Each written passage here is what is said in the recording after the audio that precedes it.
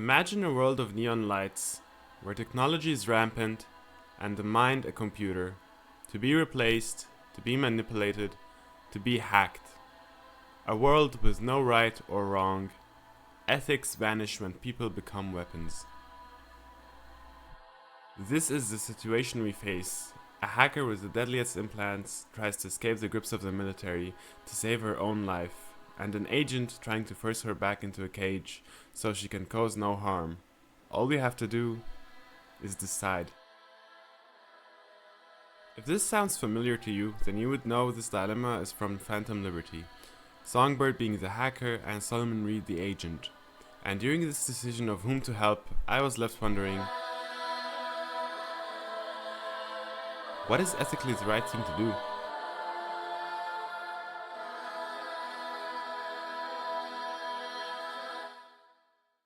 But a dystopia with brain-computer interfaces is no longer just a dystopia. Slowly but surely it is becoming a reality with companies like Neuralink already implanting this technology in patients. But what exactly is it? Simply put, it's a computer that is implanted in your brain to assist you in doing tasks, and like any other computer, it is hackable. This is exactly why Phantom Liberty is applicable on this situation. It asks us, what if a dangerous person wants to roam free and potentially risk other users? Therefore, let's start weighing the possibilities that the game presents.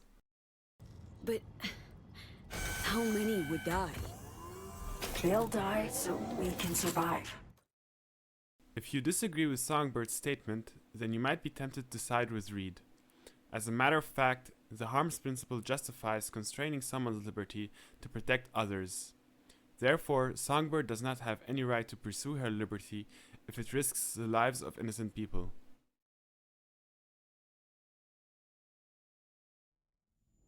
Peace comes at a price.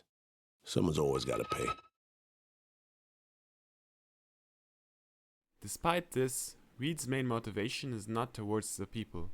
It is his sense of duty towards his country. But is there anything wrong with that? After all, placing duty in the heart of ethics is not uncommon, with Immanuel Kant being a representative of this ideology. Reed's sense of duty is an appealing side of his character, and ultimately, what are we if we don't live and die by our principles? At this point, we are already familiar with Songbird's abilities, having experienced them firsthand. This raises an important question. Should she even be allowed to escape? Even the president voices this concern directly, stating,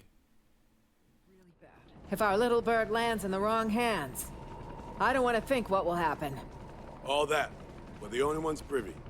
It would destroy the NUS. It's not a risk I'm willing to take. But how did it get to this point? Why doesn't Songbird just leave? Still don't understand why. Wasn't any other way, honestly. Wouldn't have resorted to this if there was. For Myers, the NUSA, just another weapon in their arsenal. A tool for reaching beyond the Black Wall. And weapons and tools, they don't get to make decisions or choose to retire. This is a crucial point in the discussion. Songbird is no longer of the opinion that she is being treated like a human, but rather as a tool, or even worse, a weapon. This is deeply concerning, as this statement contradicts what American philosopher Michael Walzer is against. Soldiers can never be transformed into mere instruments of war. If they are not machines that can just be turned off, they are also not machines that can just be turned on. This drastically complicates the decision. How far are we willing to go in robbing someone of their humanity, reducing them to a tool to be used and discarded at will? How can we even begin to justify that?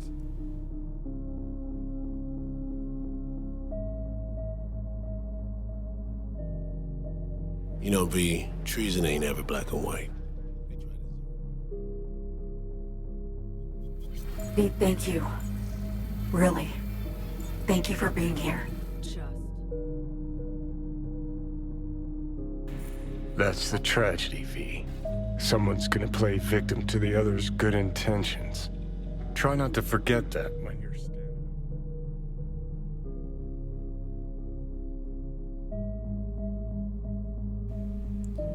And so, we arrive at the point of no return. the quiet crossroads where all paths diverge and a final choice stands before you. What do you hold most sacred? Freedom and liberty, or duty and oath?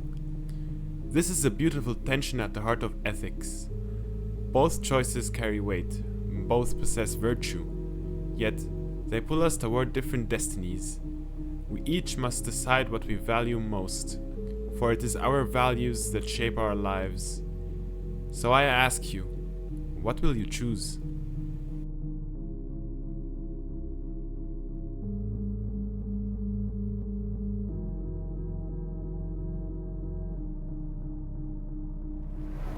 Come on, got iron in your hand. Gotta put it to someone's head. Pull the trigger.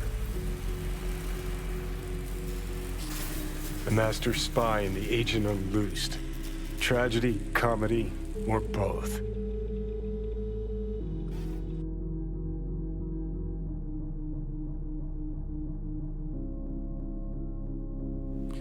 For me personally, I sided with Songbird. I think that Songbird is not simply a government agent or a pawn in a political game. She's a woman trapped between the suffocating grip of the military. She's someone who has been used, manipulated, and ultimately abandoned by the very system she once served. Choosing to help her isn't about gaining power or securing influence, it's about offering a rare act of compassion in a world that constantly rewards betrayal. By siding with Songbird, I reject the cold pragmatism of Reed. I refuse to discard people the moment that they stop being useful. Songbird's story is raw and intimate. She's not asking for loyalty to a cause or an ideology. She's asking for help as a human being who simply wants to live. Ultimately, for me, siding with Songbird is about preserving humanity in a brutal world that constantly pushes you to abandon it. In the end, it's a choice that lingers, not because it guarantees a happy outcome, but because it forces you to confront what type of person you are. Pragmatic or sentimental, dutiful or free-spirited. Luckily, this is still just a dilemma from a game and not a real-world scenario. But one has to wonder, if push comes to shove and we are all measured by the computers in our heads, will there still be a shred of humanity left in us? Can we still count on our loved ones in times of need? I sure hope so. But for now, thank you for watching this video. I hope you found it entertaining and, most importantly, thought-provoking. If you'd like to explore further, I encourage you to check out the citations and dive deeper into the topic of ethics.